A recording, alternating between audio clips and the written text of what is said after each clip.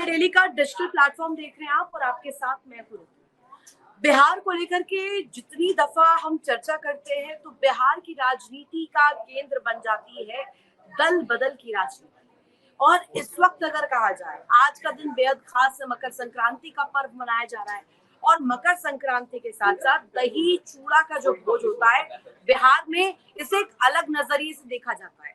2013 की तस्वीर हो या 2026 की तस्वीर हो, आज इस तारीख पर इसको लेकर के चर्चा की जा रही है कि क्या ये दल बदल की राजनीति एक बार फिर से एक्टिव हो गई है, प्रोएक्टिव हो गई है बिहार में, और क्या वहां पर इस नजरिए से अब सोचा जाना चाहिए, क्योंकि एनडीए को लेकर के या महागठबंधन को लेकर के जो तस्वीर सामने आ रही है वो कहीं ना कहीं यही बयां कर रही है। और बड़ा सवाल ये खड़ा कर रही है कि आखिर बिहार में काबा, बिहार ने इस नजरिए से काबा कि यहाँ पर सियासी चूड़ा दही का जो भोज खा करके निकलते हैं राजनेता, उसके बाद उनकी मस्तिष्क में ऐसी क्या ख्यालबाजी जो सामने आती है जिसके बाद दल बदल की राजनीति जो है इसका रूप ले लेती है।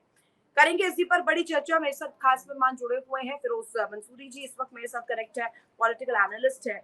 उनके नजरिए से समझ लेते हैं ये जो अटकलें होती है, कहा जाता है कि रूमर्स होते हैं कुछ और कुछ होते हैं ग्राउंड रियलिटी। अब इन दो चीजों में एक बहुत बारीक लाइन होती है, वो बारीक लाइन ड्रॉ ये राजनेता करते हैं, लेकिन क्या हो जब ये राजनेता ही उसे क्रॉस कर दे। अब देखिए ना, विजय सिन्हा जो है वो मिल रहे तेज प्रताप से। अब तेज प्रताप कौन है, पहले मैं चाहूंगी दर्शक वो वीडियो देखिए। अब इस बीच में वीडियो लगाएंगे और वो वीडियो दिखाते हुए समझाएंगे कि इस वक्त चर्चा का विषय क्या बना हुआ है।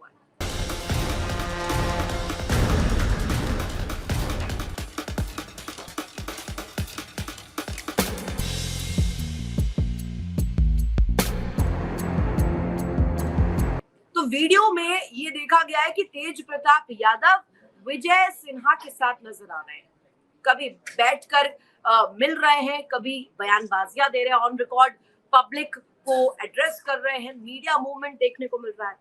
अब मंसूरी जी ये मुझे समझाइएगा, बिहार में ये मकर संक्रांति आते आते हो क्या जाता है राजनेताओं को, दही चूड़ा का हैंगओवर इस तरीके से क्यों चढ़ जाता है कि दल बदल में से तब्दील कर दिया जाता है, ये पिक्चर क्यों बदल जाती है? ऋतु जी, सबसे पहले तो मकर संक्रांति की तमाम दर्शकों को और आप तमाम व्यूअर को और आपको बहुत बहुत बधाई हो।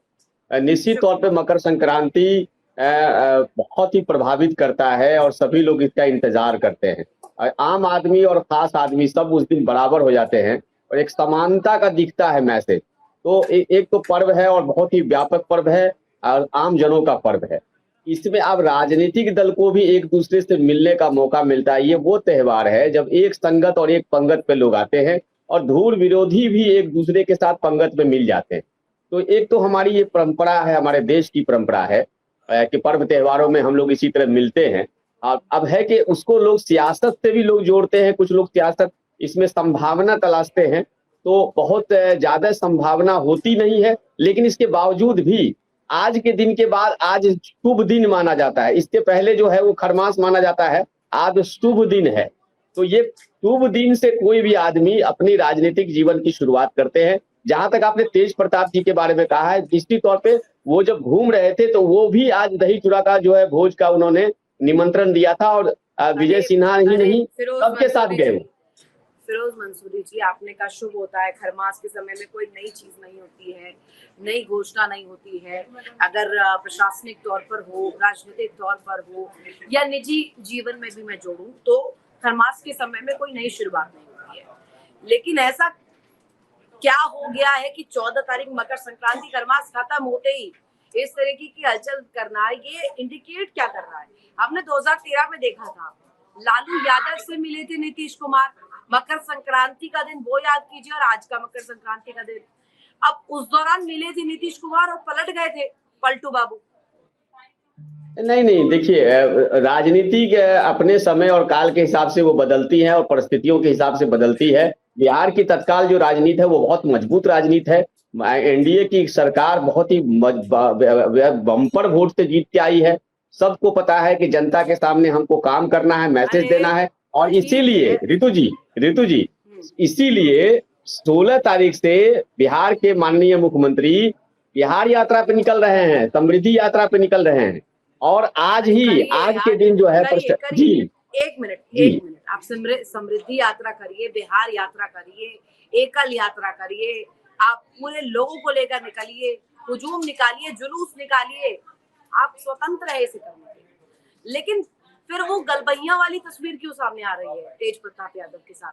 अब वो वॉशिंग मशीन पहुंच गई है क्या बिहार में, जिस वॉशिंग मशीन के जरिए भ्रष्टाचारियों को साफ कर देते हैं, उनकी पूरी छवि को क्लीन कर देते हैं? ये वाली टेक्नोलॉजी का इजाद वहां पर हो गया क्या? नहीं, बिहार में इसकी आवश्यकता नहीं है। देखिए, बिहार में इसलिए आवश्यकता नहीं है कि एक मजबूत सरकार है और डेवलपमेंट के मॉडल के साथ नीतीश कुमार अपना बेहतर काम कर रहे हैं। अब देखिए, मिलान अगर कहिएगा तो ये आप कह सकते हैं कि तेज प्रताप जी ने इसी एक कार्ड से, इसी मकर संक्रांति के मामले में अपने पूरे परिवार को मुलाकात करवा दी है। आज उनके मामा आए हैं, वो मामा जो बार बार कह रहे थे, साधु यादव जी उनके घर पर थे, उनके बाकी मामा भी साथ में थे सब, और उनके पिताजी साथ में आ गए, तो सब आ गए। तो सही सच पूछिए तो मिलाप अगर हुआ है तो लालू यादव परिवार का मिलाप हुआ है, इधर का मामला नहीं है। इधर जो बार बार जो है, इधर तो दूसरी चीज हो रही है। चूड़ा दही खाने के लिए लालू यादव तो पहुंच ही गए हैं ना, लालू यादव तो गए ही हैं बेटे के कार्यक्रम में हिस्सेदार बनने के लिए, वो तो पहुंच गए हैं। राबड़ी देवी नहीं गई अभी तक, तेजस्वी यादव को लेकर के नहीं। साधु यादव पहुंच गए हैं, साधु यादव पहुंच गए। अच्छा जी, साधु यादव, वो साधु यादव जो जी ये वो साधु यादव जो पता नहीं, उनके बयान को पहले देखिएगा और सुनिएगा तो तहलका मचा के रखे हुए थे।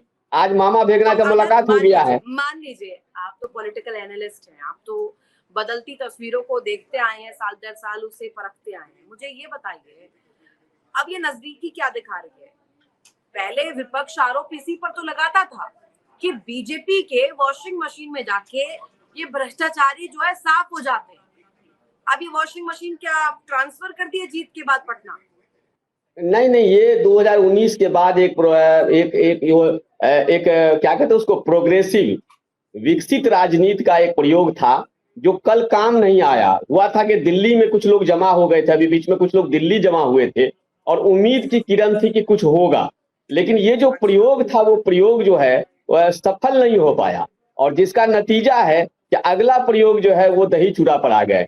तो ठीक है, परिवार मिलन हुआ भाई, पर्व त्योहार में ही लोग परिवार में मिलते हैं, जुलते हैं, एक दूसरे के गिले शिकवे दूर होते हैं, विरोधियों में जो है, जो आपस में जो खटास होता है वो दूर होता है, अच्छी बात है। लेकिन आप देखिए, असल है तेज प्रताप के दही चूड़ा से ज्यादा महत्व हो गया है सादा जी के घर पर जो दही चूड़ा हुआ है, जो उनके हमारे जो जनता दल यूनाइटेड के सादा जी के यहाँ जो हुए हैं दही चूड़ा का भोज, वो बड़ा व्यापक है। खूब बंटवाए दही चूड़ा, ठीक है, आप बधाइयां भी दीजिए उनको, लेकिन ये दही चूड़ा वाली फिलॉसफी अभी तक समझ नहीं पा रहे बिहार की जनता।